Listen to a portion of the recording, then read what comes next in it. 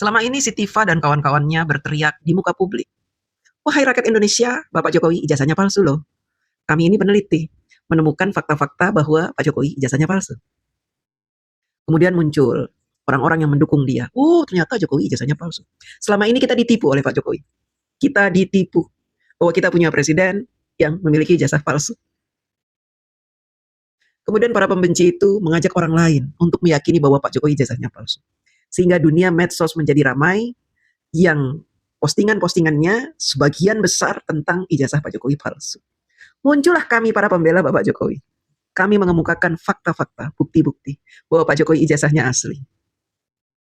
Si Tifa-Tifu bersama teman-temannya ini sudah melakukan adu domba. Tidak hanya kebencian, tidak hanya fitnah, tapi juga mengadu domba antar dua kubu yang mendukung dia dan yang mendukung Pak Jokowi. Kami diadu. Anak bangsa diadu oleh si spiritualitil selama 1,5 tahun lebih. Setelah dia repot, sibuk, mengatakan Pak Jokowi ijazahnya palsu, kemudian setelah dia mendapatkan pendukung yang sangat banyak, yang sama-sama percaya bahwa Pak Jokowi ijazahnya palsu, lalu dia dilaporkan ke polisi. Ketika dia dilaporkan polisi, dinyatakan sebagai tersangka, dia mulai melakukan teriakan-teriakan baru. Selain dari teriakan-teriakan tadi, ijazah Pak Jokowi palsu, teriakan dia yang baru apa? Saya dikriminalisasi. Kami dikriminalisasi oleh Jokowi. Dia ijazahnya palsu, mengkriminalisasi kami. Kemudian dibantu oleh kubu mereka untuk membuat framing-framing. Apa itu framingnya? Bahwa Pak Jokowi menutup-nutupi ijazahnya palsu dengan adanya bantuan dari polisi, sehingga polisi membantu menutup-nutupi itu dengan mengkriminalisasi para peneliti ini. Padahal mereka peneliti gadungan, peneliti yang kurang kerjaan, gak punya job, sehingga mereka mencari duit dengan cara melakukan penelitian abal-abal. Tujuannya supaya apa? Supaya mereka ngetop, lalu mereka dipanggil di TV, dapat job, dapat duit, dan mereka bisa bikin buku fitnah, dibeli orang, dapat duit, memfitnah di channel-channelnya, banyak ditonton orang, dapat duit. Tujuannya hanya duit. Spiritualitil ini. Tujuannya hanya duit, bukan untuk meneliti, bukan mencari kebenaran.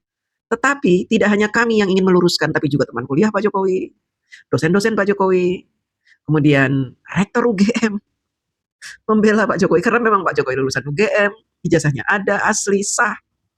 Tetapi apa yang terjadi? Si spiritualitil dan teman-temannya mengatakan bahwa mereka itu orang bayaran. Jokowi itu punya duit banyak. Di berangkasnya di Solo itu, di bawahnya itu ada berangkas. Duitnya itu 11.000 triliun. Muncullah isu-isu itu dimunculkan untuk mendukung pernyataan si spiritualitil dan kawan-kawannya bahwa Pak Jokowi ini ijazahnya palsu. Orang-orang yang membela Pak Jokowi mengatakan ijazahnya asli adalah orang bayaran. Dari mana duitnya? Dari berangkas yang ada di bawah rumah Pak Jokowi. Spiritualitil memang canggih. Jadi untuk mendukung pernyataan dia membuat fitnah-fitnah baru bersama kawan-kawan pendukungnya. Apalagi pendukung-pendukung spiritualitil ini banyak orang-orang yang sakit hati, sehingga mereka mengada-adakan fitnah-fitnah baru. Fitnah-fitnah lain seperti Pak Jokowi itu korupsi, koruptor. Kemudian muncul lagi ada mantan menteri Pak Jokowi korupsi dikait-kaitkan dengan Pak Jokowi. Padahal nggak ada hubungannya. Ini yang dilakukan oleh si Tifa. Kemudian Tifa menjadi tersangka dan menjadi terdakwa. Ketika dia menjadi tersangka, dia teriak-teriak, saya dikriminalisasi, kami dikriminalisasi, kami diperlakukan tidak adil. Pak Jokowi ini masih berkuasa. Dia membayar polisi, membayar jaksa, membayar pengadilan tinggi, membayar A, membayar B, membayar C. Duit Pak Jokowi banyak bener ya. Untuk mendiskreditkan kami, untuk membuat kami ini masuk penjara. Lalu jadilah dia terdakwa, masuk ke pengadilan tinggi. Si Roy Panji ketakutan, dia melakukan pra-peradilan karena dia tidak mau menghadapi kenyataan untuk mempertanggungjawabkan semua perbuatannya yang telah memfitnah Pak Jokowi. Bahkan dia masih kekeh dengan fitnahnya, Pak Jokowi ijazahnya palsu, Pak Jokowi ijazahnya palsu. Dan ketika si spiritualitil menjadi terdakwa, dia mulai berkelit. Awalnya dia mengatakan Pak Jokowi ijazahnya palsu, kemudian dia ralat, dia mengatakan bahwa yang dia teliti adalah ijazah yang ada di internet. Jadi sudah bisa dipastikan yang di internet itu bukan ijazah Pak Jokowi. Jadi ngapain Pak Jokowi tersinggung? Karena yang saya teliti itu bukan ijazah Pak Jokowi, tapi ijazah yang ada di internet. Kecerdasan yang membagongkan. Beralasan seperti orang mabuk, ya, mabuk kecubung.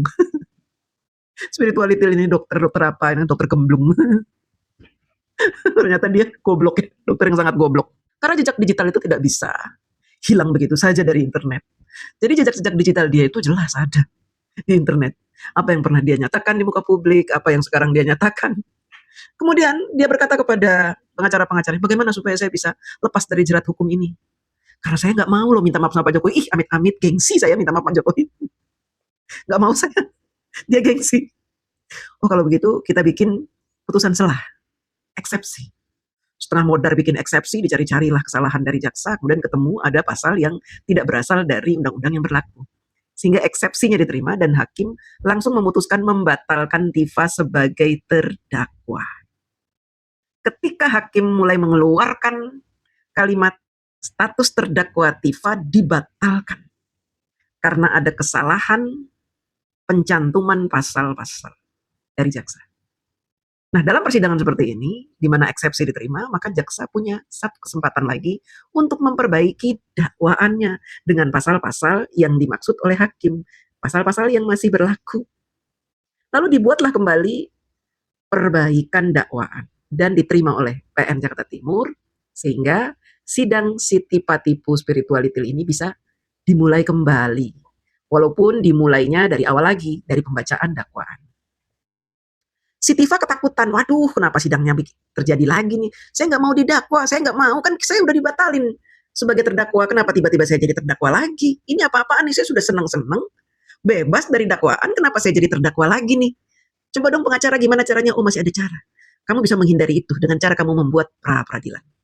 Di dalam pra-peradilan itu kamu bisa menanyakan tentang status kamu sebagai terdakwa yang sudah dibatalkan oleh hakim, kok bisa kamu jadi terdakwa lagi, dibuatlah pra-peradilan. Akhirnya pada tanggal 6 Agustus, sidang Tifa tidak terjadi karena Tifa membuat pra-peradilan. Dan kemarin ketika Pengadilan Negeri Jakarta Timur mengadakan sidang lagi, Tifa mangkir dengan alasan dia menghadiri sidang pra-peradilan di Pengadilan Negeri Jakarta Selatan yang menanyakan tentang status dia sebagai terdakwa. Kenapa tiba-tiba dia bisa menjadi terdakwa lagi? Padahal sudah dibatalkan oleh hakim di Pengadilan Negeri Jakarta Timur. Pada saat putusan selanya diterima oleh hakim. Nah, ini trik-trik begini memang bisa saja terjadi, dilakukan oleh orang-orang yang ketakutan dengan persidangan. Jadi tidak seperti koar-koar dia yang mengatakan Pak Jokowi ijazahnya palsu, Pak Jokowi ijazahnya palsu. Sekarang dia fokus kepada nasibnya. Nasibnya yang harus menghadapi sidang demi sidang. Karena di persidangan itu bukan mempertanyakan ijazah Pak Jokowi, melainkan mempertanyakan tentang fitnah yang dia sebarkan. Dia harus bisa membuktikan bahwa itu bukan fitnah, bahwa itu memang penelitian dia. Dia harus membuktikan di muka publik, di muka umum, bahwa dia menemukan kejanggalan-kejanggalan dalam ijazah Bapak Jokowi. Bahkan dia juga memfitnah tidak hanya ijazah Pak Jokowi, tapi juga memfitnah ibu kandung Pak Jokowi yang disebut ibu sambung di makam ibunda Pak Jokowi. Dia harus membuktikan bahwa omongan dia itu semua benar berdasarkan penelitian dan temuan-temuan serta data-data. Tetapi dia mangkir dari persidangan. Dari persidangan Pengadilan Negeri Jakarta Timur dengan alasan dia menghadiri sidang pra-peradilan dia di Pengadilan Negeri Jakarta Selatan. Nah, ini judikatif gimana ini? Kenapa ada dua sidang dari satu orang yang sama yang dilakukan bersamaan? Kenapa bisa begini? Kalian ini kompak atau gimana? Pengadilan Negeri Jakarta Selatan dengan Pengadilan Negeri Jakarta Timur kompak atau gimana ini?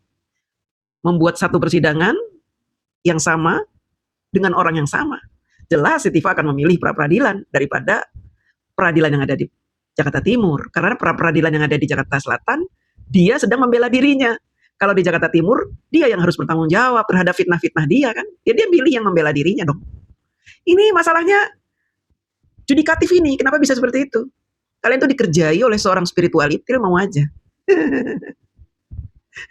Negara dirugikan dengan dibukanya dua peradilan untuk satu orang yang sama. Kok bisa? Sementara banyak orang yang meminta keadilan di negeri ini, tetapi negara tidak membuat keadilan. Ini ada orang penjahat, ada seorang penjahat tukang fitnah, malah diberi kesempatan untuk pra-peradilan. Dibukakan dua sidang di hari yang sama, orang yang sama. Ini gimana ini? Ini memang harus ada evaluasi terhadap pengadilan tinggi di negara kita. Karena terindikasi mereka itu tidak netral. Akhirnya mereka berusaha menyelamatkan si spiritualitil ini dari sidang yang di Jakarta Timur dengan membuka sidang di Jakarta Selatan. Saya curiga bahwa memang ada kong kali kong ini di dalam pengadilan negeri supaya bisa menyelamatkan si spiritualitil. Karena mereka melihat spiritualitil ini berjilbab, orangnya santun, dokter lagi, Kita kan tahu hakim-hakim, jaksa-jaksa banyak yang tidak suka dengan Pak Jokowi. Banyak di antara orang-orang yang sudah terkotori otaknya oleh ajaran-ajaran kebencian yang disebarkan oleh kubu pembenci, yang juga meracuni otak para hakim, para jaksa. Jadi kita harus maklum ketika ada seorang spiritualitil tetapi masih bisa menjalani persidangan pra peradilan padahal dia sudah dinyatakan sebagai terdakwa. Nah, bahwa tadi ditunda kenapa? Karena Ibu Tifa salah satunya tidak hadir. Ya, kalau dalam bahasa saya itu mangkir. Kenapa? Tapi katanya mangkir. Karena dalam perkara pidana itu beliau harus hadir. Oke. Tapi kalau di pra peradilan dia tidak diwakilkan. Spiritualitil mangkir dari pengadilan. Tapi dia berbohong, guys.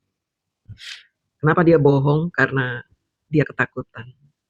Sehingga otaknya jadi nggak normal. Banyak pihak-pihak lawan ya, Tomo, Buzzer dan sebagainya menyatakan bahwa Dr. Tifa mangkir dari persidangan. Itu tidak benar ya.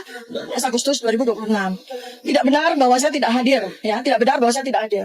Saya ada di pada tempat tersebut. Tetapi Anda semua juga bisa melihat melalui live streaming yang dilakukan oleh Pengadilan Negeri Jakarta Timur bahwa persidangan boleh dikata tidak jadi dilakukan.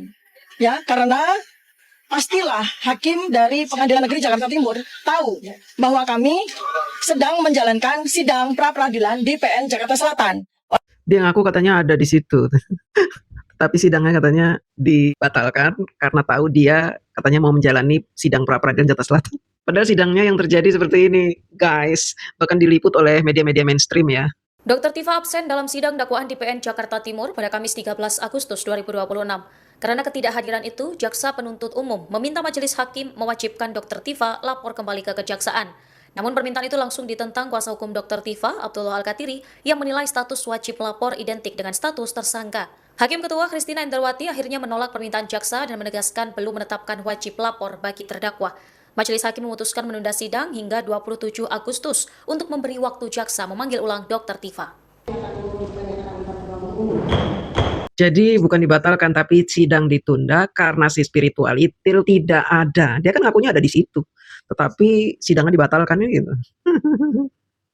Penipu ya, tukang fitnah, penipu, pendusta, pengadu domba, nyebar kebohongan. Ya itu, komplit semuanya tercetak di jidatnya spiritualitil.